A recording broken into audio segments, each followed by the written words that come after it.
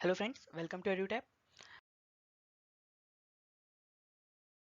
जैसे कि आप स्क्रीन पर देख भी पा रहे हो कि आज का हमारा टॉपिक है फूड एंड न्यूट्रिशन। आज हम फूड के बारे में, न्यूट्रिशन के बारे में, विटामिन्स, मिनरल्स, इन सभी के बारे में डीप में बात करेंगे। तो चलिए स्टार्ट करते हैं। सो फ्रेंड्स, जैसे कि आप जानते हो कि हम हर वीडियो के पहले उस टॉपिक पर से पूछे गए प्रीवियस ईयर क्वेश्चन को देखते हैं कि कितने क्वेश्चन कब कब पूछे गए। सो आप यहाँ पर मैं देख सकते हो कि यहाँ से बहुत सारे क्वेश्चंस पूछे गए, जैसे कि जून 2011 में 5 क्वेश्चन पूछे गए थे 5 मार्क्स के लिए, जनवरी 2012 में 3 क्वेश्चन, जुलाई 2013 में 2 क्वेश्चन, और भी बहुत सारे क्वेश्चंस पूछे गए हैं। मतलब ये जो टॉपिक है ये बहुत इंपॉर्टेंट टॉपिक है। जैसे कि आप देख सकते हो कि यहाँ पर में मैक्सिमम 5 क्वेश्चन तक पूछे गए, मतलब 5 मार्क्स, और 5 मार्क्स बहुत ज़्यादा इंपॉर्टेंट रखते हैं हमारे लिए। सो इसलिए फ्रेंड्स इस टॉपिक को हमें बहुत अच्छे से पढ़ना है ताकि कोई भी क्वेश्चन हमसे ना छूटे। So friends, these are the contents जो आज हम इस टॉपिक में कवर करेंगे। ओके, सो चलिए स्टार्ट करते हैं। सबसे पहला सवाल तो उठता है कि ये फूड और न्यूट्रिशन होते क्या है ना? कि फूड हमारे लिए क्यों ज़रूरी है, न्यूट्रिशन हमें लेना क्यों ज़रूरी है, हमारे लाइफ में इनका क्या काम है। तो चलिए इन्हें समझने की कोशिश करते हैं। हमें ये तो पता है कि फूड हम हमारी भूख मिटाने के लिए करते हैं। जब भी हमें भूख लगती है, जब भी हम हंग्री फील करते हैं, तब हम खाना खाते हैं। लेकिन इसका काम सिर्फ वही तक सीमित नहीं है। सो देखिए, फूड जो है वो हमारी बॉडी के लिए बहुत ही इसेंशियल मटेरियल है। ये हमारी बॉडी के डेवलपमेंट में, कोई भी पार्ट खराब हो जाए इसके रिप्लेसमेंट में, उसके रिपेयर में बहुत ही महत्वपूर्ण योगदान देता है। फूड के बिना ये सब संभव नहीं है। तो फूड जो है वो हमारे बॉडी के डेवलपमेंट, रिप्लेस और रिपेयर के लिए बहुत ही ज़्यादा इंपॉर्टेंट है। उसी के साथ साथ आपको पता है कि जो फूड है वो हमें एनर्जी प्रोवाइड करता है। अगर हम खाना ना खाएं तो हमें ऐसा लगता है कि हमारे बॉडी में ऊर्जा ही नहीं बची, एनर्जी ही नहीं बची है। जब हम फूड खाते हैं तो फिर से हम एनर्जेटिक फील करते हैं। सो फूड जो है वो हमें एनर्जी प्रोवाइड करता है हमारे वर्क के लिए, खेलने के लिए, और बाकी हमारे ज़िंदगी के अदर काम करने के लिए। तो जो भी रोज़मर्रा के हमारे काम होते हैं उनके लिए हमें एनर्जी की ज़रूरत होती है, और एनर्जी हमें मिलती है फूड से। उसके बाद में ये हमें बहुत सारे डिजीज से बचाता भी है, और उनसे हमें रिकवर होने में भी मदद करता है। मतलब कि सबसे पहले तो फूड हमें डिजीज से बचाता है, कि हमें जो भी बीमारियां होने वाली है उससे बचाता भी है। अगर हम बीमार हो भी जाए तो उससे रिकवरी करने में हमें मदद करता है। तो ये चीज़ आपको ध्यान में रखनी है। और दूसरी चीज़ फ्रेंड्स, आपको ये ध्यान में रखना है कि ऐसे सभी सब्सटेंसेस जो हमारे बॉडी को नरिशमेंट प्रोवाइड करते हैं, हमारे बॉडी को डेवलपमेंट करते हैं, हमारी बॉडी के मेंटेनेंस के लिए बहुत ज़्यादा इंपॉर्टेंट है, हमें ग्रोथ में मदद करते हैं, उन्हें हम न्यूट्रिएंट्स कहते हैं। सो ऐसे सभी सब्सटेंस जो हमें हमारे बॉडी के नरिशमेंट के लिए इम्पॉर्टेंट है, बॉडी के मेंटेनेंस के लिए इम्पॉर्टेंट है, और बॉडी की ग्रोथ के लिए इम्पॉर्टेंट है, उन्हें हम न्यूट्रिएंट्स कहेंगे। ठीक है, जो भी हम खाते हैं वो उससे हमें नरिशमेंट मिलता है, उससे हमारे बॉडी का मेंटेनेंस होता है। मतलब कि हमारी बॉडी में कोई अगर से प्रॉब्लम आ रही है तो वो ठीक होती है। उसके बाद में हमारी ग्रोथ में, ठीक है, जब छोटे बच्चे होते हैं तो हाइट में बढ़ने के लिए हमारे बाल बढ़ रहे हैं, नाखून बढ़ रहे हैं, ये सभी चीज़ों में जो भी सब्सटेंस काम आता है उन्हें हम न्यूट्रिएंट्स कहते हैं। सो अलग अलग तरह के न्यूट्रिएंट्स है, carbohydrate, protein, vitamin, fats, minerals. हम आगे में इनके बारे में डीप में बात करेंगे। बस आप ये ध्यान रखिए कि कार्बोहाइड्रेट, प्रोटीन, विटामिन, ये सभी के सभी न्यूट्रिएंट्स के एग्जांपल्स है। ना फ्रेंड्स, आप जानते हो कि कोई भी सिंगल फूड सभी तरह के न्यूट्रिएंट्स को कंटेन नहीं करता। मतलब कि आप ऐसा नहीं कह सकते कि सिर्फ आप राइस खाएं या फिर आप रोटी खाएं और आपको सारे के सारे न्यूट्रिएंट्स मिल जाए। ऐसा नहीं होता है। आपको अलग अलग तरह का डाइट लेना पड़ता है, एक बैलेंस्ड डाइट लेना पड़ता है। मतलब आपके खाने में दालें भी होनी चाहिए, आपके खाने में चावल, रोटी, हर चीज़, अलग अलग तरह की चीज़ें होनी चाहिए, फ्रूट्स होने चाहिए, ड्राई फ्रूट्स होने चाहिए। ये सभी चीज़ें होनी चाहिए ताकि आपको एक हर तरह के न्यूट्रिएंट्स आपको मिल जाए। अब देखिए, न्यूट्रिएंट्स को हम दो तरीके से क्लासिफाई कर सकते हैं।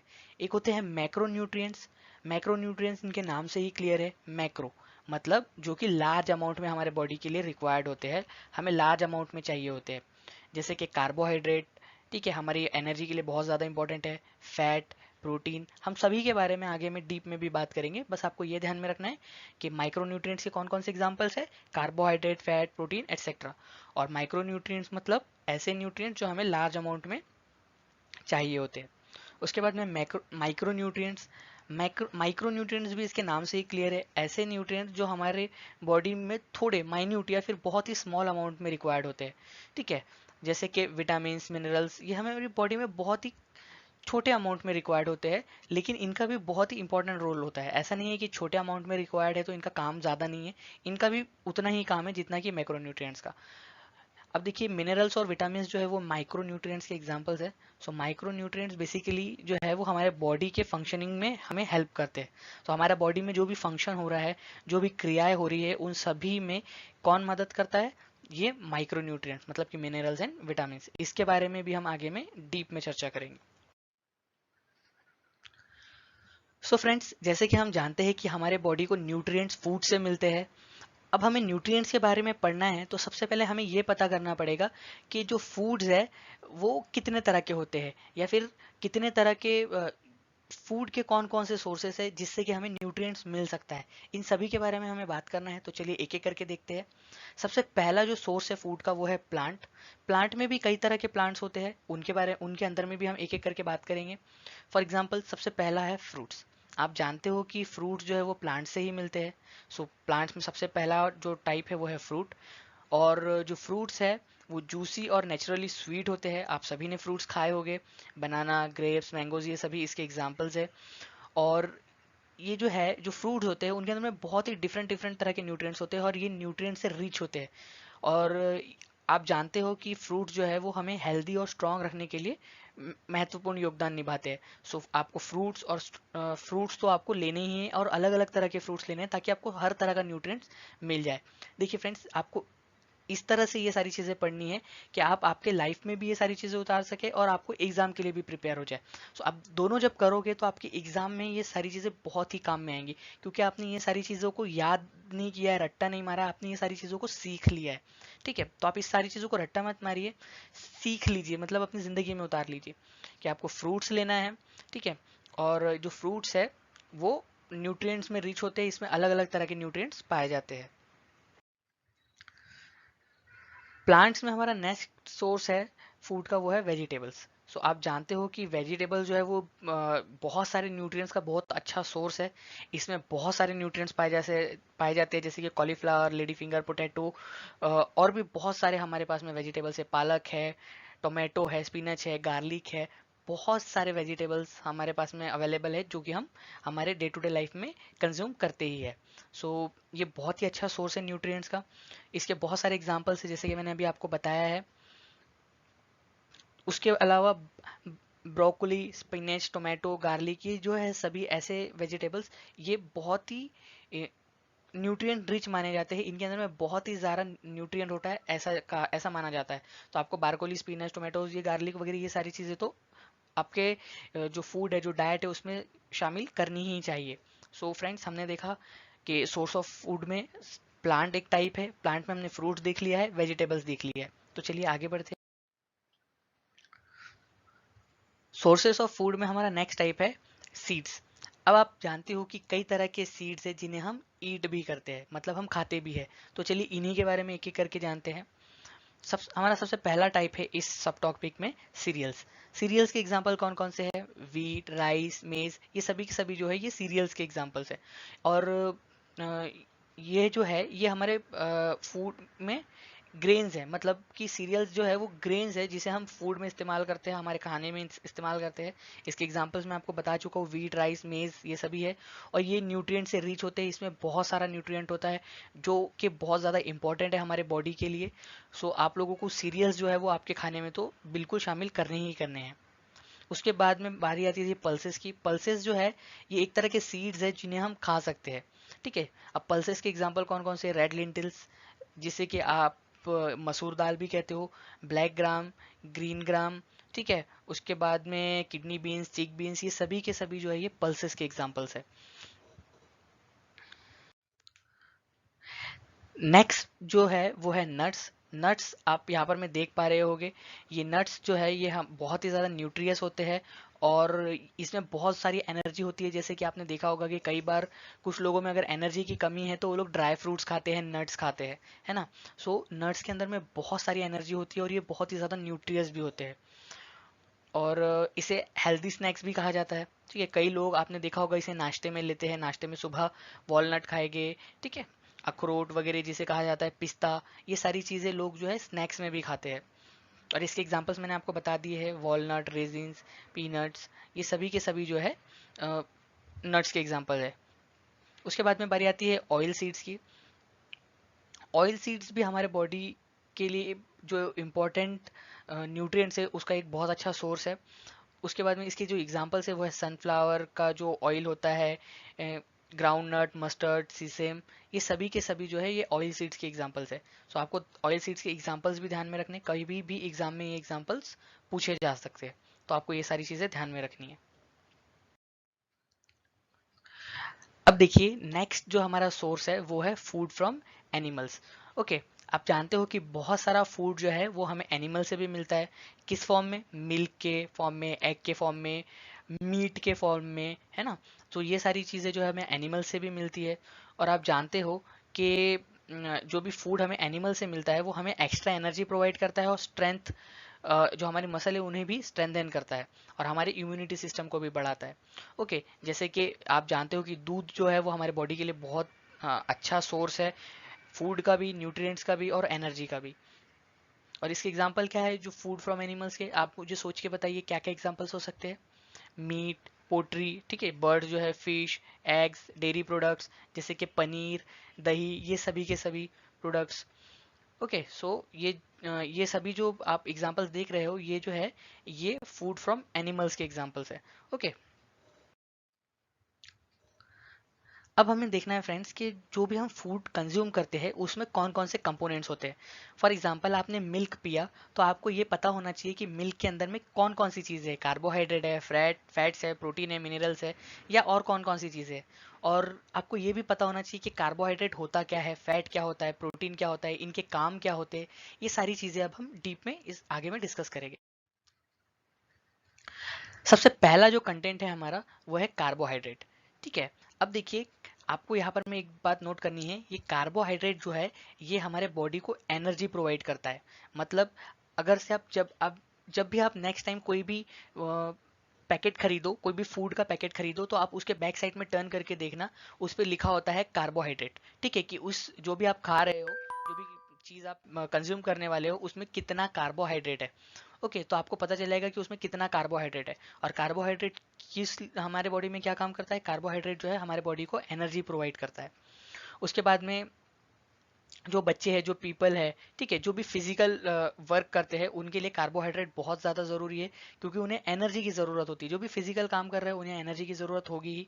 और एनर्जी की ज़रूरत कौन पूरा करता है? अभी हमने देखा, कार्बोहाइड्रेट। कार्बोहाइड्रेट हमारे बॉडी को एनर्जी देता है। अब बात आती है कि ये कार्बोहाइड्रेट हमें पाया मिलता कहाँ पर है। तो कार्बोहाइड्रेट जो है हमारे सीरियल्स में, जैसे कि राइस, वीट, मेज, इन सभी में भी कार्बोहाइड्रेट पाया जाता है। जो भी मीठी चीज़ें होती है उसमें कार्बोहाइड्रेट होता है, जैसे कि शुगर। उसके बाद में पोटैटोज, बीन्स, बनानास, इन सभी में भी आपको कार्बोहाइड्रेट मिल जाएगा। उसके बाद में बहुत सारे फ्रूट्स हैं जिनमें कार्बोहाइड्रेट होता है, जैसे कि एप्पल, बनाना, ग्रेप्स, वेजिटेबल्स में भी ये होता है, मिल्क और डेयरी प्रोडक्ट्स है उन सभी में भी ये कार्बोहाइड्रेट पाया जाता है। तो आपको ध्यान क्या रखना है फ्रेंड्स, कार्बोहाइड्रेट जो है, कार्बोहाइड्रेट आपको एनर्जी प्रोवाइड करता है। ठीक है, जो भी फिजिकल काम करते हैं उनके लिए कार्बोहाइड्रेट बहुत ज़्यादा ज़रूरी है। और कार्बोहाइड्रेट के सोर्स क्या क्या है? ठीक है, सीरियल्स में भी पाया जाता है, फ्रूट्स में भी, वेजिटेबल्स में भी, और जो भी शुगर कंटेनिंग चीज़ें हैं उनमें भी ये कार्बोहाइड्रेट पाया जाता है। अब नेक्स्ट हमें देखना है फ्रेंड्स कि ये फैट्स क्या होते हैं। कार्बोहाइड्रेट की तरह ही फैट्स भी हमारे बॉडी को एनर्जी प्रोवाइड करते हैं, लेकिन ये डायरेक्टली एनर्जी प्रोवाइड नहीं करते, ये हमारे बॉडी में रिजर्वायर का काम करते हैं। फॉर एग्जांपल, आपको 2500 कैलोरी की ज़रूरत है। ठीक है, आपको इतनी एनर्जी की ज़रूरत है, लेकिन आपने आपकी ज़रूरत से ज़्यादा एनर्जी कंज्यूम कर ली, मतलब आपने आपकी ज़रूरत से ज़्यादा खाना खा लिया। तो आपने जो एक्स्ट्रा एनर्जी कंज्यूम की है वो स्टोर हो जाएगी फैट के फॉर्म में। इसीलिए आपने देखा होगा कि कुछ लोग जो बहुत ज़्यादा खाना खाते हैं वो मोटे हो जाते हैं, फैटी हो जाते हैं। क्योंकि उनके बॉडी में फैट जमा हो जाता है। और ये फैट क्या है? ये एनर्जी का रिजर्व है। जब वो लोग खाना नहीं खाएंगे तो ये जो फैट है ये एनर्जी में कन्वर्ट होकर इन लोगों को मिल जाएगा। इसलिए कई बार आपने देखा होगा कि जो मोटे लोग हो जाते हैं, जो जिनका फैट बढ़ जाता है, वो जिम में एक्स्ट्रा मेहनत करते हैं, दौड़ लगाते हैं या फिर वर्कआउट करते हैं। क्यों करते हैं? वो अपनी एनर्जी को रिलीज करते हैं, मतलब अपनी एनर्जी को खर्च करते हैं जानबूझ के, ताकि ये जो फैट है ये एनर्जी बन के बाहर निकल जाए और वो लोग वापस से अपने बॉडी के अच्छे शेप में आ जाए, मोटे ना दिखे। सो आई होप आपको समझ गया होगा कि जो फैट है किस तरह से एनर्जी के रिजर्व का काम करता है। तो जब भी कार्बोहाइड्रेट अवेलेबल नहीं होगा तो ये फैट ही है जो एनर्जी हमें प्रोवाइड करता है। उसके साथ साथ इसका एक और काम भी है, ये हमारे बॉडी को वार्म रखता है, गर्म रखता है। ओके, हमारे ह्यूमन बॉडी में ही नहीं, जो भी एनिमल की जो बॉडीज है उसके अंदर में भी फैट होता है। कई सारे एग्जांपल्स है, जैसे कि जो पोलर बियर होता है, ठीक है, जो मतलब ठंडे इलाकों में रहते हैं जो बियर्स, उनके बॉडी के नीचे में बहुत ही फैट की एक मोटी परत होती है, वो उन्हें बाहर की ठंडी से बचा के रखती है, उनके बॉडी को गर्म रखती है। सो एक चीज़ आपको ये भी ध्यान रखनी है कि जो फैट है वो हमें गर्म रहने में भी मदद करता है, हमारी बॉडी को गर्म रखता है। अब ये फैट हमें कहाँ कहाँ मिल सकता है? ऑयल, बटर, नट्स, कोकोनट, घी, मिल्क, ये सभी जो चीज़ें इनके अंदर में फैट रहता है। ओके, क्रीम, चीज़, ये सारी चीज़ें जो है फैट से रिच है, इनमें बहुत ज़्यादा फैट होता है। अगर आप आपके बॉडी में फैट नहीं बढ़ाना चाहते तो आप ये सारी चीज़ों को अवॉइड कर सकते हैं या इनका कंजम्पशन को कम कर सकते हैं, तो ऑटोमेटिकली आपके बॉडी में कम फैट जाएगा। अब नेक्स्ट हमें देखना है फ्रेंड्स कि ये प्रोटीन क्या होता है। ठीक है, कई बार आपने प्रोटीन का नाम सुना होगा, प्रोटीन के बहुत सारे पाउडर्स भी आते हैं और लोग बहुत ज़्यादा कॉन्शियस होते हैं कि उन्हें मतलब प्रोटीन चाहिए, उन्हें उनके बॉडी को प्रोटीन मिलना चाहिए। सो चलिए प्रोटीन्स के बारे में जानते हैं कि प्रोटीन होता क्या है। देखिए फ्रेंड्स, प्रोटीन जो है ये बहुत ही इंपॉर्टेंट न्यूट्रिएंट है हमारी बॉडी के लिए, क्योंकि ये हमारी बॉडी को ग्रो कराने में मदद करता है। ठीक है, हमारे बॉडी में बहुत सारे मसल्स होते हैं, टिश्यूज होते हैं, बोन्स होती है। ये सभी चीज़ों का डेवलपमेंट या इनकी ग्रोथ कौन किस चीज़ से होती है? ये होती है प्रोटीन से। ओके, तो आपको ये चीज़ ध्यान में रखनी है। साथ ही साथ कभी कभी हमारे जो टिश्यूज है वो टूट जाते हैं, वॉर्न आउट हो जाते हैं, है ना। कभी हमारे बॉडी में हमने ज़्यादा काम कर लिया तो टिश्यू टूट जाते हैं, मसल्स टूट जाती है, तो इनके रिपेयर का काम भी प्रोटीन करता है। अगर आपके बॉडी में प्रोटीन की कमी होगी तो आपकी बॉडी का जो मेंटेनेंस है वो बराबर नहीं होगा और आपको हमेशा चोटें लगती रहेगी और वो चोट जल्दी ठीक भी नहीं होगी, क्योंकि जो प्रोटीन है वो हमारे बॉडी का बिल्डिंग ब्लॉक है।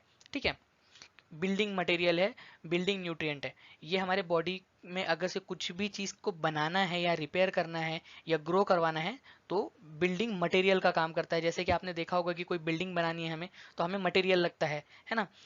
उसी तरह से अगर हमारी बॉडी को ग्रो करवाना है तो हमें प्रोटीन की ज़रूरत पड़ती है, क्योंकि ये हमारे बॉडी के लिए बिल्डिंग न्यूट्रिएंट का काम करता है। और इसके सोर्सेस क्या क्या है? पल्सेस, मिल्क, मिल्क प्रिपरेशन से बनने वाली सारी चीज़ें जैसे कि चीज़, घी, yogurt, nut, seed, beans, fish, egg, meat, ये सभी के सभी जो है ये प्रोटीन के सोर्सेस है। अगर आपको प्रोटीन की ज़रूरत है तो आप मिल्क लीजिए, पल्सेस खाइए, सीड्स लीजिए, बीन्स, ग्राउंड नट, आप ये सारी चीज़ों को कंज्यूम कर सकते हो अगर आपको प्रोटीन की ज़रूरत है तो। उसके बाद में एक चीज़ नोट करने वाली है फ्रेंड्स, आपने कई बार देखा होगा कि जो वेट लिफ्टर होते हैं या फिर जिन्हें मसल्स बनाने होते हैं वो प्रोटीन को कंज्यूम करते हैं। उन्हें ज़्यादा प्रोटीन की ज़रूरत होती है, क्योंकि उन्हें अपना बॉडी का मास बढ़ाना है, वेट बढ़ाना है और उनकी मसल्स को उनको बनाना है, मतलब उनके बॉडी में ज़्यादा मसल्स होनी चाहिए। और अभी हमने देखा कि हमारे बॉडी की ग्रोथ के लिए, मतलब मसल के डेवलपमेंट के लिए, टिश्यू के डेवलपमेंट के लिए प्रोटीन बहुत ज़्यादा ज़रूरी होती है। इसीलिए जो वेट लिफ्टर्स होते हैं या फिर जो बॉक्सर्स होते हैं या ऐसे पर्सन्स जिनको मसल्स की ज़रूरत है, वो लोग प्रोटीन का ज़्यादा कंजम्पशन करते हैं या उनके बॉडी को प्रोटीन की ज़्यादा ज़रूरत होती है। देखिए फ्रेंड्स, अभी हमने जो पढ़ा उसी के ऊपर में बेस्ड एक क्वेश्चन सीटीईटी जनवरी 2012 में आपसे पूछा गया था। क्वेश्चन था, weight lifters are generally required to make more muscles and body mass. For this purpose they need to take a diet which is rich in. और अभी हमने देखा कि मसल्स और बॉडी मास के लिए कौन सी चीज़ की ज़रूरत होती है? प्रोटीन, कार्बोहाइड्रेट, फैट्स या विटामिन? जल्दी से बताइए मुझे, अभी जस्ट हमने ये चीज़ पढ़ी है। चलिए, वेरी गुड, इस क्वेश्चन का आंसर होना चाहिए ऑप्शन नंबर 1, प्रोटीन। क्योंकि प्रोटीन जो है वो बॉडी बिल्डिंग मटेरियल है और यही जो है मसल्स बनाने में, टिश्यू बनाने में हेल्प करता है। नेक्स्ट जो हमें देखना है फ्रेंड्स वो है विटामिन। आपने कई बार विटामिन का नाम सुना होगा आपके डे टू डे लाइफ में, कि विटामिन ए होता है, विटामिन डी होता है, विटामिन बी होता है। कई बार आपको डॉक्टर ने भी बताया होगा कि आपको इस विटामिन की कमी हो गई है या इस विटामिन की ज़रूरत है। तो चलिए समझते हैं कि ये विटामिन होते क्या है। अब देखिए फ्रेंड्स, ये जो विटामिन्स है हमारी बॉडी के हेल्दी मेंटेनेंस के लिए बहुत ज़्यादा ज़रूरी है। ये हमारे टीथ का, बोन्स का, स्किन का, सभी का मेंटेनेंस करते हैं। ओके। और ये जो है ये माइक्रो न्यूट्रिएंट्स है, बहुत ही स्मॉल क्वांटिटी में इनकी रिक्वायरमेंट होती है। तो आपको ध्यान में रखना है कि जो भी विटामिन है ये माइक्रो न्यूट्रिएंट है, इनकी ज़रूरत बहुत ही स्मॉल क्वांटिटी में होती है।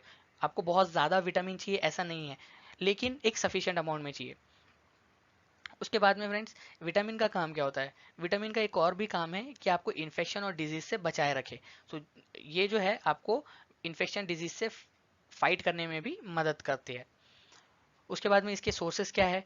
Broccoli, papaya, almond, sunflower, spinach, carrot, pumpkin, ये सभी के सभी जो है ये विटामिन के एग्जाम्पल्स है, या फिर विटामिन के सोर्स है, आप ऐसा कह सकते हो। उसके बाद में मैं आपको एक एग्जांपल बताता हूँ, जैसे कि साइट्रस फ्रूट्स। साइट्रस फ्रूट कौन कौन से होते हैं? लेमन हो गया, ऑरेंज हो गया। जितने भी साइट्रस फ्रूट है उनमें बहुत ज़्यादा विटामिन सी होता है, जो कि आपको इन्फेक्शन से बचाता है। तो अगर आपको इन्फेक्शन की प्रॉब्लम है या आप चाहते हो कि आप इन्फेक्शन से बचे रहे, तो आप विटामिन सी का कंजम्पशन कर सकते हो। और विटामिन सी आपको मिलेगा कहाँ से? आपको साइट्रस फ्रूट से। आप नींबू खा सकते हो या फिर ऑरेंजेस खा सकते हो। जितने भी साइट्रस फ्रूट है उनमें विटामिन सी आपको मिल जाएगा। तो फ्रेंड्स, अभी हमने विटामिन के बारे में देखा। अब आप सोचोगे कि विटामिन तो सही है, हमको ये भी पता चल गया कि विटामिन अलग अलग तरह के होते हैं, vitamin A, vitamin B, vitamin C, vitamin D, vitamin K. लेकिन ये मिलते कहाँ है? अगर हमें विटामिन बी चाहिए तो हमें कहाँ जाना पड़ेगा या क्या चीज़ का कंजम्पशन करना पड़ेगा? तो ये रहा आपके सामने कि अगर आपको विटामिन ए चाहिए तो विटामिन ए आपको कहाँ कहाँ से मिल सकता है? विटामिन ए आपको मिल सकता है मिल्क से, बटर, चीज़, फिश, ऑयल, एग्स, वेजिटेबल्स जैसे कि carrot, yellow pumpkin, spinach, papaya, mangoes, और भी बहुत सारी चीज़ें। इन सभी में आपको विटामिन ए मिल जाएगा। अगर आपको विटामिन बी चाहिए तो मिल्क, चीज़, वीट, ग्राम, बीन्स, ये सभी की सभी चीज़ें आपको कंज्यूम करना पड़ेगा। विटामिन सी मैंने बताया, साइट्रस फ्रूट, ऑरेंज, लेमन, आंवला, टोमेटो, पाइनएप्पल, ये सभी के सभी जो भी साइट्रस फ्रूट्स है उनमें विटामिन सी बहुत मात्रा में पाया जाता है। लीफी वेजिटेबल्स और स्प्राउटेड ग्राम्स के अंदर में भी विटामिन सी होता है। उसके बाद में विटामिन डी का सबसे अच्छा सोर्स है वो सनलाइट है। आपको पता है कि जब भी हम सनलाइट में टहलते हैं तो हमारी बॉडी को विटामिन डी मिल जाता है। उसके बाद में मिल्क, ठीक है, एग यॉक के अंदर में, फिश लिवर ऑयल के अंदर में, चीज़, बटर, इन सभी में भी विटामिन डी बहुतायत मात्रा में पाया जाता है। उसके बाद में विटामिन के जो है वो हमारी बॉडी में रक्त के प्रवाह को रोकने के लिए, अगर से सपोज आपको कोई चोट लग जाती है और खून बह रहा है, तो आपने ऑब्जर्व किया होगा कि थोड़ी देर बाद वो खून अपने आप बहना बंद हो जाता है। वो विटामिन के ही होता है जो उस खून के बहने को बंद कर देता है, वहां पर में एक लेयर बना देता है ताकि वहां से खून बहना बंद हो जाए। तो विटामिन के कहाँ कहाँ पर में मिलता है हमें? स्पिनच, कैबेज, या फिर जितने भी ग्रीन लीफी वेजिटेबल्स होते हैं उन सभी के अंदर में हमें विटामिन के मिलता है। सो फ्रेंड्स, यहाँ पर मैं आप इस वीडियो को पॉज कर कर एक बार फिर से इन सारी चीज़ों को पढ़ लीजिए, ताकि कभी भी एग्जाम में क्वेश्चन पूछा जाए तो आप इजीली इन सारी चीज़ों को अटेम्प्ट कर पाए। नेक्स्ट फ्रेंड्स, हमें देखना है मिनरल्स के बारे में। अब देखिए मिनरल्स के एग्जांपल्स क्या क्या है? कैल्शियम, आयरन, आयोडीन, पोटेशियम, ठीक है, ये सभी के सभी जो है ये मिनरल्स के एग्जांपल्स है। और ये मिनरल्स भी हमारे बॉडी में बहुत ही स्मॉल क्वांटिटी में चाहिए होते हैं ताकि हमारे बॉडी को हम हेल्दी और मेंटेन स्थिति में रख सके। ओके। उसके बाद में फ्रेंड्स, ये ज़रूरी क्यों होते हैं? जैसे कि इनके अलग अलग यूजेस है। जैसे कैल्शियम हमारी बॉडी के बोन्स को, टीथ को हेल्दी और मेंटेन्ड स्थिति में रखने के लिए बहुत ज़रूरी है। आपने कई बार देखा होगा कि जिनके बॉडी में कैल्शियम की कमी हो जाती है उनके जो बोन्स है या जो टीथ है वो घस जाते हैं या छोटे हो जाते हैं या टूट जाते हैं। तो कैल्शियम हमारी बॉडी में बोन्स और टीथ के लिए बहुत ज़्यादा ज़रूरी है। कैल्शियम हमें कहाँ कहाँ से मिल सकता है? मिल्क से, मिल्क प्रोडक्ट, ये सभी चीज़ों से हमें कैल्शियम मिलता है।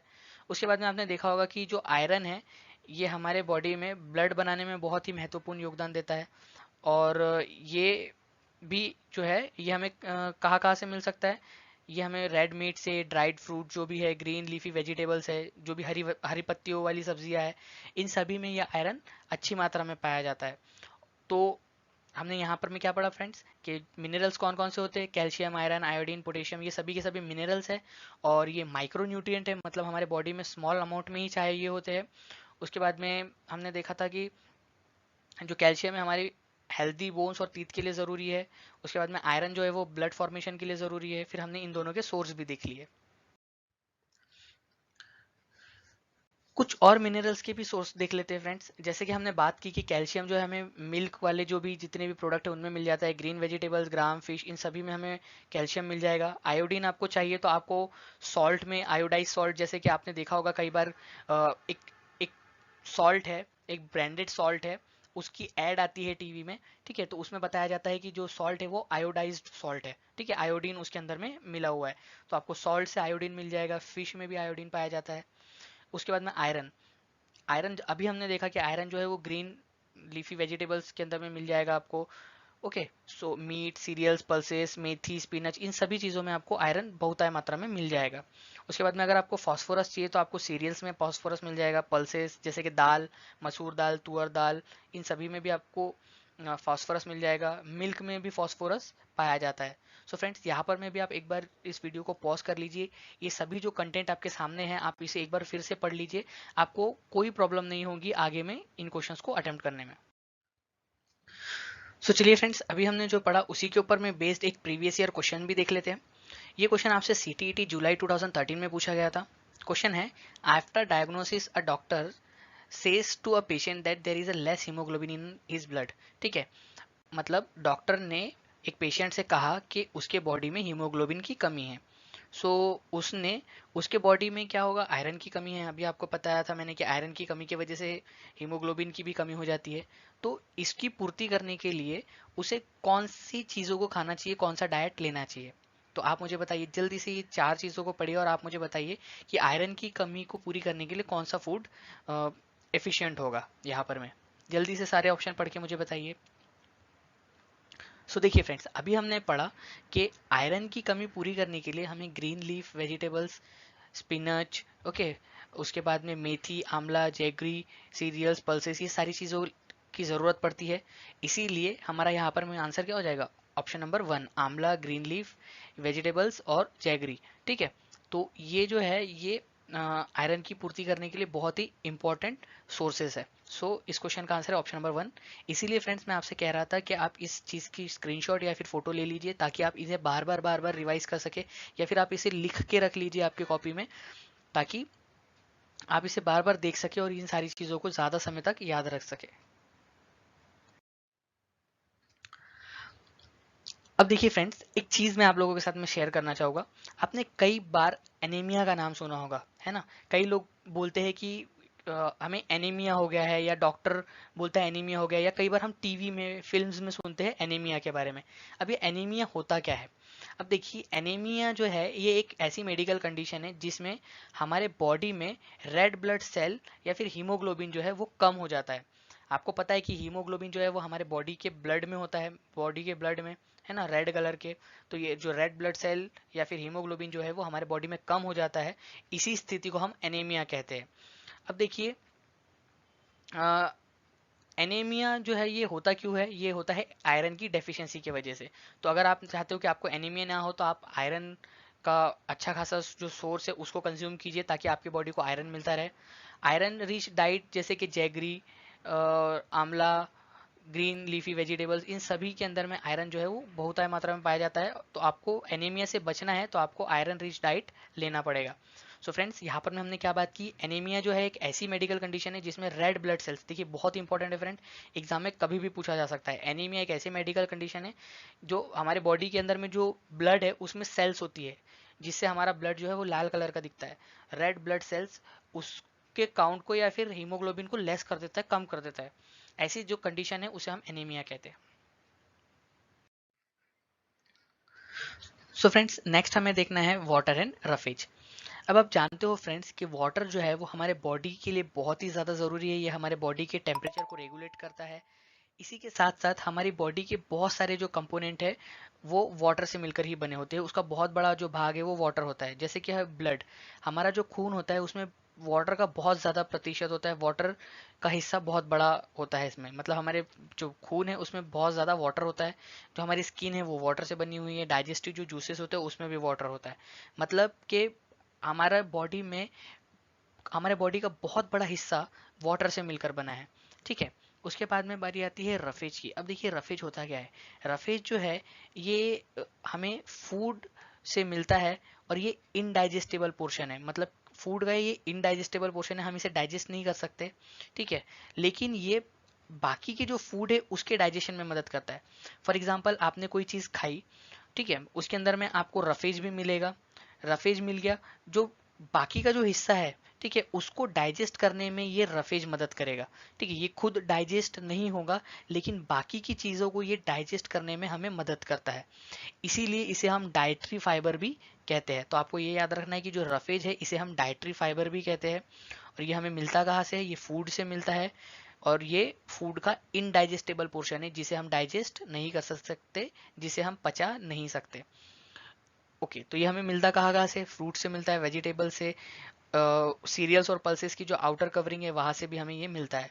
तो यहाँ पर में हमने दो चीज़ें पढ़ी फ्रेंड्स, कि जो वाटर है हमारे बॉडी के टेम्परेचर को मेंटेन करने में मदद करता है, हमारी बहुत सारी जो चीज़ें हैं बॉडी की वो वाटर से मिलकर बनी है। रफेज हमने देखा कि ये इनडाइजेस्टेबल पोर्शन है, और ये जो बाकी की जो चीज़ें हैं उसे डाइजेस्ट करने में मदद करता है, इसे हम डाइटरी फाइबर भी कहते हैं। और मिलता कहाँ से, फ्रूट, वेजिटेबल्स और सीरियल्स पल्सेस की आउटर कवरिंग से।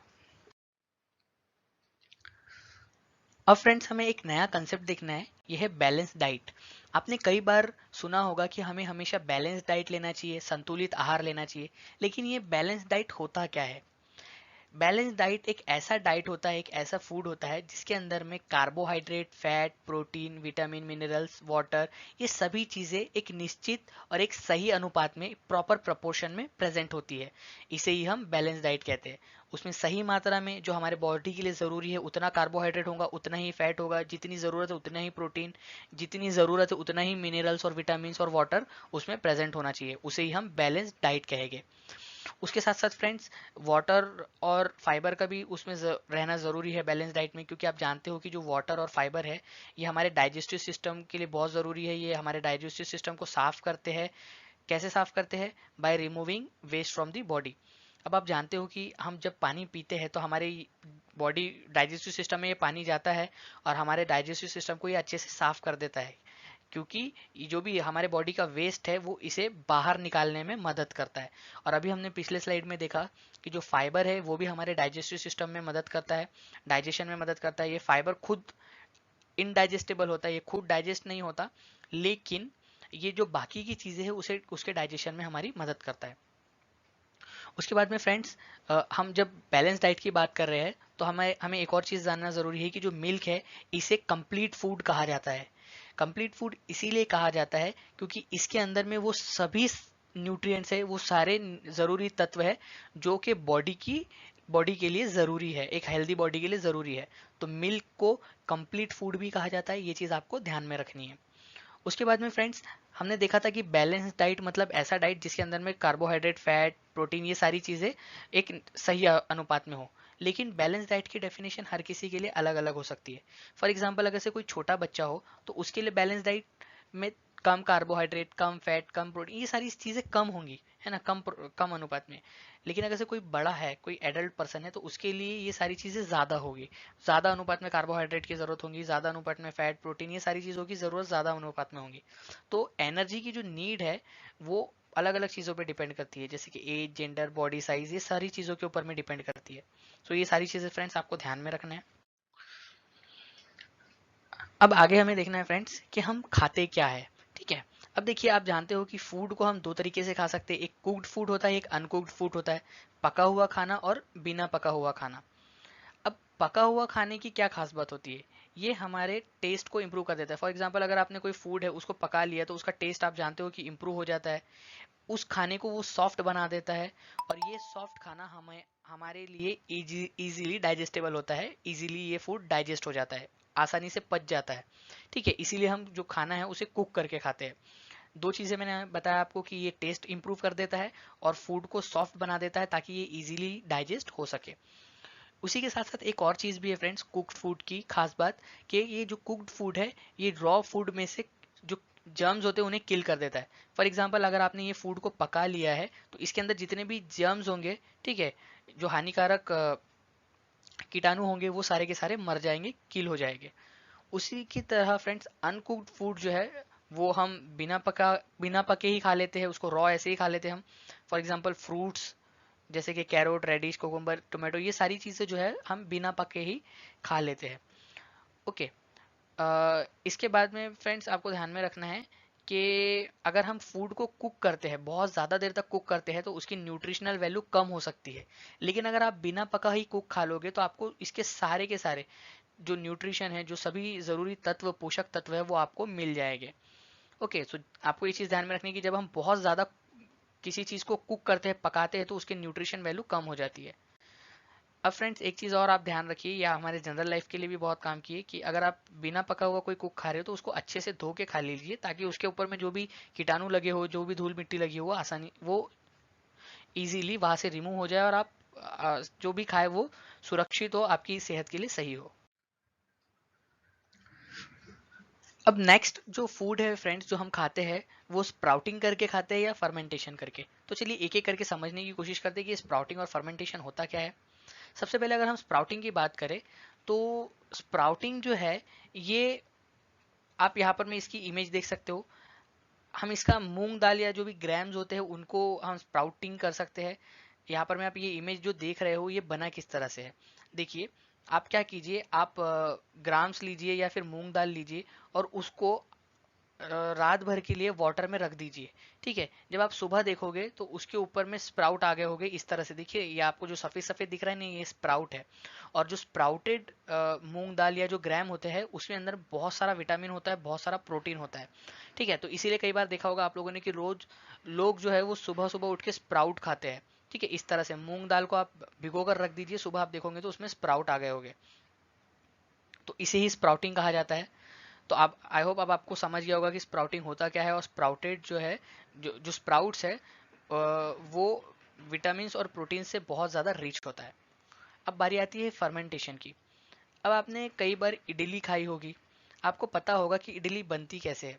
हम क्या करते हैं, जो भी इडली बनाने का मिक्सचर है, उसको हम रात भर के लिए ऐसे ही छोड़ देते हैं। ठीक है, रात भर में उसका फर्मेंटेशन हो जाता है, किण्वन हो जाता है। और सुबह जो है, जो जो भी जो मिक्सचर है, सुबह जब उसका फर्मेंटेशन हो चुका है, तब हम उसे स्टीम में कुक कर लेते हैं। अब ये फर्मेंटेशन मतलब हुआ क्या है, कि जो भी मिक्सचर था उसके अंदर में जो जो कीटाणु थे, ठीक है, उन्होंने जो मिक्सचर है उसकी प्रॉपर्टी को चेंज कर दिया है। ठीक है, उसकी प्रॉपर्टी को चेंज कर दिया है। अब जो है जो जो इसके अंदर की, इसमें जो न्यूट्रिशनल वैल्यू थी, अब वो चेंज हो गई है, एनहांस हो गई है। ओके, सो इसीलिए हम जो है इडली बनाने से पहले उसको रात भर उसका फर्मेंटेशन होने देते हैं, उसको फर्मेंटेशन होने के लिए छोड़ देते हैं। मैं आपको फिर से बता देता हूँ फ्रेंड कि स्प्राउटिंग और फर्मेंटेशन होती क्या है। हमने देखा कि स्प्राउटिंग मतलब कि अगर हम मूंग दाल या ग्राम को रात भर पानी में भिगोकर छोड़ दे, तो उसके ऊपर में स्प्राउट आ जाते हैं, इसे ही हम स्प्राउटिंग कहते हैं। और ये जो स्प्राउटेड मूंग दाल और ग्राम होते हैं, ये विटामिन और प्रोटीन से रिच होते हैं। अब फर्मेंटेशन मतलब क्या होता है, कि कोई भी आप मिक्सचर लीजिए, फॉर एग्जांपल इडली का मिक्सचर, और रात भर उसे ऐसे ही छोड़ दीजिए। रात भर में उसका किण्वन हो जाएगा, फर्मेंटेशन हो जाएगा। जो कीटाणु है उसके अंदर में सारी रासायनिक क्रियाएं कर देंगे, और इसकी जो न्यूट्रिशनल वैल्यू है, ठीक है, उसके जो पोषक तत्व है उसको बढ़ा देंगे। ठीक है, फिर सुबह हम इसे पकाकर या जैसे भी हम चाहे उसे खा सकते हैं। उसके बाद में फ्रेंड्स आपको एक चीज़ याद रखनी है, कि जो हम अगर जब हम इडली बनाते हैं, तो हम इसे तलते नहीं है या कुछ और पकाते नहीं है, हम इसे स्टीम करते हैं। ठीक है, आपने देखा होगा कि हम भाप में इसे पकाते हैं।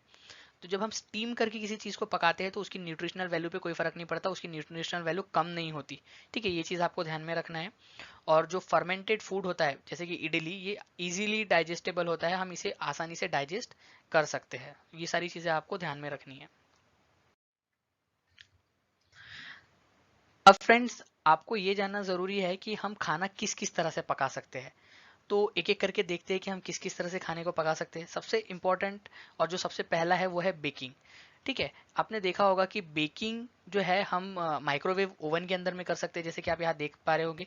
इसमें हम ड्राई हीट को बहुत देर तक फूड के साथ में एक्सपोज करते हैं। मतलब आप क्या कर रहे हो यहाँ पर, मैं देखिए, फॉर एग्जांपल ये आप केक बना रहे हो, कुकीज़ बना रहे हो, आप क्या करोगे, इसे माइक्रोवेव ओवन के अंदर में रख दोगे। ओवन के अंदर में हीट रहेंगी, गर्माहट रहेंगी, जिसकी वजह से ये जो है ये पक जाएगा, कुक्ड हो जाएगा। ठीक है, सो आई होप अब आपको समझ गया होगा कि बेकिंग मतलब होता क्या है। बेकिंग में हम फूड को बहुत देर तक हीट करते हैं, बहुत देर तक हम उसको गर्माहट प्रदान करते हैं।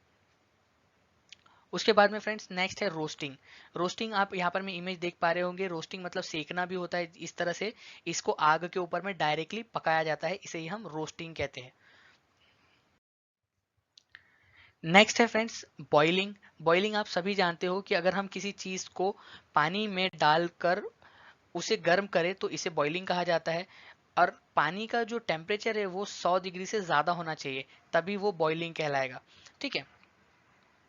इसमें जनरली क्या होता है कि जो भी सब्जियां हम बॉईल कर रहे हैं वो डायरेक्टली वाटर के साथ में कांटेक्ट में होती है। फॉर एग्जांपल आप यहाँ पर मैं देख भी पा रहे होगे कि जो सब्जियां है हमने उसमें पानी में मिला दिया है और नीचे से हम इसे गर्म कर रहे हैं। तो जब ये 100 डिग्री सेल्सियस से ऊपर चला जाएगा तो ये सभी के सभी जो सब्जियां ये बॉइल्ड सब्जियां कहलाएगी। ठीक है, जब फिर हम इसे आसानी से खा सकते हैं। आप जानते होंगे कि जो भी पेशेंट्स होते हैं उसे बॉइल्ड फूड खाना रिकमेंड किया जाता है, ताकि उसको पचाने में आसानी हो जाए और अ, उसको जो तला हुआ जो मिर्च मसाले वाला खाना है वो ना मिले, उसको सिर्फ हम जो बॉइल्ड फूड होता है वही खिलाते हैं। नेक्स्ट है फ्रेंड्स स्टीमिंग। जैसे कि अभी हम थोड़ी देर पहले इडली की बात कर रहे थे और आप जानते हो कि इडली हम स्टीम से बनाते हैं। फॉर एग्जांपल आप इन दो फोटोज को देखिए, दो इमेजेस को देखिए। यहाँ पर में हम क्या करते हैं, जो भी चीज़ को हमें कुक करना है उसे यहाँ पर में रख देते हैं और उसमें इसके नीचे में हम पानी रख देते हैं और इसे नीचे से गर्म करते हैं। फिर ये जो पानी है ये स्टीम में कन्वर्ट हो जाता है, भाप में कन्वर्ट हो जाता है, और ये जो है ये भाप इसके अंदर में जो भी हमने खाने की चीज़ रखी है उसे पका देती है। ठीक है, फिर ये जो चीज़ इस स्टीमिंग के बाद में ये जो चीज़ है ये पक जाती है, फिर हमारे ये खाने लायक हो जाती है। सो आई होप आपको ये चीज़ अब समझ में आ गई है कि स्टीमिंग होती क्या है। बहुत ही इजी है फ्रेंड्स, मैं इसमें इसको डीप में नहीं समझाऊंगा क्योंकि बहुत ही ज़्यादा बेसिक चीज़ें हैं, आपको ये चीज़ इजीली समझ में आ रही होगी। नेक्स्ट जो कुकिंग की मेथड है फ्रेंड्स वो है फ्राइंग। आप यहाँ पर मैं इमेज में देख पा रहे होगे, फ्राइंग मतलब डायरेक्टली हम इसे ऑयल में तलते हैं, इसे ही फ्राइंग कहा जाता है। इसमें हम क्या करते हैं, ऑयल को हाई टेम्परेचर पर गर्म करते हैं। ठीक है, वाटर से भी ज़्यादा हाई टेम्परेचर पर इसे गर्म करते हैं और उसके अंदर में जिस भी चीज़ को हमें पकाना है ऐसे डाल देते हैं। थोड़ी देर के बाद में ये जो चीज़ है, ये जो भी चीज़ को हमें पकाना है या कुक करना है वो अपने आप थोड़ी सी कुक हो जाती है और फिर हम उसे खा सकते हैं। ये फ्राइंग का काम क्या होता है, ये टेस्ट को इम्प्रूव कर देता है, इसीलिए ज़्यादातर लोग जो है वो फ्राइड चीज़ें खाना पसंद करते हैं। अब एक नेक्स्ट इंपॉर्टेंट चीज़ है फ्रेंड्स, इसके ऊपर से बहुत सारे क्वेश्चन पूछे गए हैं तो आपको यहाँ पर में ध्यान देना है अच्छे से, क्योंकि हो सकता है कि इस तरह के क्वेश्चन आपसे एग्जाम में पूछ लिए जाए। अब देखिए, पहला है फूड प्रिजर्वेशन। ठीक है, फूड प्रिजर्वेशन मतलब होता क्या है, प्रिजर्वेशन मतलब उसको संभाल के रखना, उसको अच्छे से संजो के रखना। तो आप जानते हो कि अगर से आपने फूड को ऐसे ही अनकवर्ड छोड़ दिया, मतलब ऐसे ही बिना उसको ढाके या बिना उसका कुछ केयर किए छोड़ दिया, तो उसके ऊपर में डस्ट आ जाएंगी, उसके ऊपर में मक्खियाँ वगैरह बैठने लग जाएगी, जिससे आपको डायरिया या टाइफाइड होने का खतरा बढ़ जाता है। तो इसको अवॉइड करने के लिए हम क्या करते हैं कि बहुत सारी मेथड का इस्तेमाल करते हैं, जैसे कि salting, boiling, refrigeration, dehydration, sweetening, ये सारी चीज़ों का हम इस्तेमाल करते हैं, ताकि ताकि जो भी जर्म्स उस फूड के ऊपर में ग्रो होने वाले, जैसे कि अगर हम इस फूड को बहुत देर तक अनकवर्ड या छोड़ देंगे तो उसके ऊपर में क्या होगा, डस्ट आएंगी, मक्खी आके बैठेगी। इससे क्या होगा कि जो फूड है उसके ऊपर में जो जर्म्स है, जो भी कीटाणु है वो ग्रो होने लगेंगे। तो इन कीटाणुओं से बचाने के लिए हम बहुत सारी चीज़ों का इस्तेमाल करते हैं, बहुत सारी मेथड का इस्तेमाल करते हैं, salting, boiling, refrigeration, drawing, sweetening. तो इन सारी चीज़ों को अभी हमें आगे में एक एक करके देखना है। अब देखिए फ्रेंड्स, सॉल्टिंग मतलब होता क्या है। सॉल्टिंग बहुत ही इजी प्रोसेस है। हम क्या करते हैं, किसी भी चीज़ को प्रिजर्व करने के लिए हम उस चीज़ के अंदर में सॉल्ट मिला देते हैं, जैसे कि हम इस चीज़ को सॉल्ट में रख देंगे। यहाँ पर मैं आप इमेज में देख पा रहे होगे कि ये फिश है, इसे प्रिजर्व करने के लिए इसको सॉल्ट के अंदर में रख दिया जा रहा है, ताकि जो कीटाणु है इसके ऊपर में ना जमे, क्योंकि आप जानते हो कि जो कीटाणु है वो सॉल्ट के अंदर में नहीं रह सकते, सॉल्ट में वो मर जाते हैं। ठीक है, तो सॉल्टिंग एक बहुत अच्छी प्रोसेस है, एक बहुत अच्छी मेथड है किसी भी चीज़ को प्रिजर्व करके रखने के लिए। फिश को, पिकल्स को हम इसी तरह से प्रिजर्व करते हैं। आप जानते होंगे कि जब भी आपके घर में अचार बनाया जाता है, पिकल बनाया जाता है, तो उसमें नमक डाल के रखा जाता है, ताकि जो आम है वो खराब ना हो जाए। नेक्स्ट जो प्रोसेस है फ्रेंड्स वो है बॉइलिंग। आप जानते हो कि अगर हम किसी भी चीज़ को बॉईल करते हैं तो उसके अंदर के कीटाणु जो है वो मर जाते हैं या फिर उनकी जो ग्रोथ है वो रुक जाती है। इसीलिए हमारे घर में आपने देखा होगा कि जो मिल्क होता है उसे बार बार गर्म करते रहते हैं। सुबह गर्म करेंगे, दोपहर में, शाम में हम उसे बार बार गर्म करते रहते हैं ताकि उसके अंदर में कीटाणु ना जमा हो जाए और वो जो मिल्क है वो खराब ना हो जाए। ठीक है। सो बॉइलिंग जो है ये फूड को स्पॉइलेज होने से मतलब खराब होने से बचाती है और ये एक शॉर्ट टर्म मेथड है। ज़्यादा देर तक हम इसे बॉईल कर करके नहीं रख सकते। ठीक है। सो आपको ये ध्यान में रखना है। नेक्स्ट जो मेथड है फ्रेंड्स प्रिजर्वेशन की वो है रेफ्रिजरेशन। आपने देखा होगा कि हम हमारे यहाँ की जो सब्जियां होती है उसे फ्रिज में रखते हैं, रेफ्रिजरेटर में रखते हैं ताकि इसका टेम्परेचर कम हो जाए और जो कीटाणु है वो यहाँ पर में डेवलप ना हो। ठीक है। तो हम इस तरह से फूड को प्रिजर्व करके रखते हैं ताकि जहाँ पर में कम टेम्परेचर होने की वजह से ठंडा मौसम होने की वजह से अंदर में यहाँ पर में जो कीटाणु है वो बढ़ते नहीं है या फिर आ नहीं पाते हैं। अब देखिए, ये जो रेफ्रिजरेटिंग की जो प्रोसेस है इसके अंदर में फूड के टेक्सचर पे, टेस्ट के ऊपर में, न्यूट्रिशनल वैल्यू पे कोई फर्क नहीं पड़ता और ये जो है इन सारी चीज़ों को प्रिजर्व करके रखता है, साथ ही साथ इसे खराब होने से भी बचाता है। अब हम किन किन चीज़ों को प्रिजर्व कर सकते हैं? फ्रूट को, वेजिटेबल्स। ठीक है। कभी कभी हम कुक्ड जो फूड है, जो पका हुआ फूड है, उसे भी हम रेफ्रिजरेटर में रख के प्रिजर्व कर सकते हैं। नेक्स्ट जो इम्पोर्टेंट मेथड है फ्रेंड प्रिजर्वेशन की वो है डिहाइड्रेशन। ठीक है। देखिए, डिहाइड्रेशन मतलब क्या होता है कि हम किसी भी चीज में से वाटर को बाहर निकाल ले रहे हैं या फिर वाटर को ड्रॉ कर ले रहे हैं। देखिए, यहाँ पर मैं आप चीजें देख पा रहे होगे, इसे सुखाने के लिए रखा गया है। धूप में इसे सुखा देंगे तो क्या होगा, इसके अंदर का जो वाटर है वो उड़ जाएगा भाप बन के और इसके अंदर में वाटर नहीं रहेगा। साथ ही साथ क्या होगा, गर्माहट की वजह से इसमें जो भी जर्म्स है, ठीक है, जो भी कीटाणु है वो भी मर जाएंगे। तो इस ये जो प्रोसेस है डिहाइड्रेशन की, ये बहुत सारे जगह पे काम में आती है, जैसे कि आम को सुखाने में, ताकि हम पिकल बना सके। कॉलीफ्लावर में आता है। फिश को इस तरह से प्रिजर्व किया जाता है। ठीक है। फिश को कई बार आप यहाँ पर मैं डायग्राम में देख पा रहे होगे कि सुखाने के लिए, डिहाइड्रेशन के लिए रखा गया है ताकि इसके अंदर का पानी जो है वो बाहर निकल जाए और ये खराब ना हो।